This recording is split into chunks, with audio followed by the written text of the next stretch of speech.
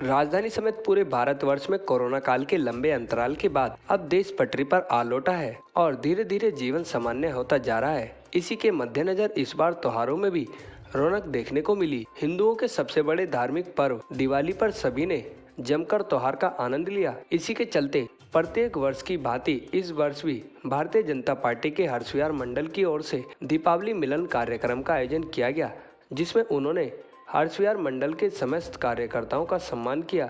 साथ ही स्थानीय पत्रकारों को भी सम्मानित कर दिवाली मिलन को और भव्य रूप दिया।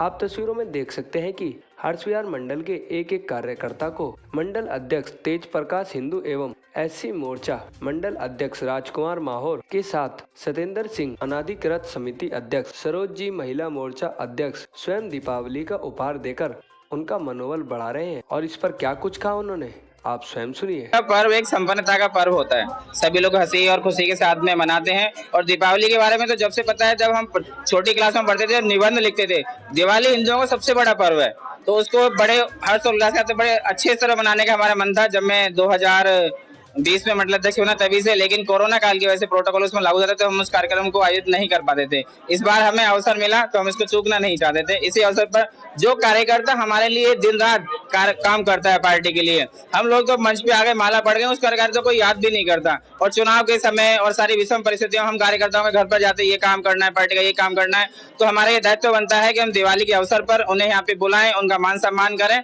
और पार्टी के प्रति उनके प्रति हम अपनी कृतज्ञता व्यक्त करने के हमने अवसर के रूप में कार्यक्रम लिया है। दीपावली का यह पर्व बड़ा विशेष महत्व रखते हैं। कारण इसका है कि भगवान श्री राम का राज्याभिषेक हुआ। दशहरे के दिन उन्होंने विजयदशमी के दिन रावण को परास्त कर दिया और दीपावली के दिन जो मनाया जाता है वो अयोध्या में उन्होंने प्रवेश किया, तो राज्याभिषेक के अवसर पर यह पर्व मनाया जाता है। और इस समय भगवान श्री राम के मंदिर का भी निर्माण हो रहा है, तो अपने आप में पर्व ये अनूठा है। और पर्व से ही है, जिस प्रकार से झूठी राजनीति दिल्ली के अंदर हो रही है, दिल्ली के अंदर क्या हाल है, गुजरात में क्या जाके बोल रहे हैं, मैं किसी का नाम नहीं ले जाता, दिवाली का पर्व है, लेकिन आप लोग समझ जाएंगे। पंजाब में क्या हाल हो रहा है, आप बोल क्या रहे हैं, कर क्या रहे हैं, अभी कथनी और कथनी में बहुत बड़ा फर्क है। उसी झूठ के ऊपर भाजपा के सत्य के रूप में सत्य की विजय होगी। निश्चित रूप से आने वाले चुनाव में हम उन्हें परास्त करेंगे।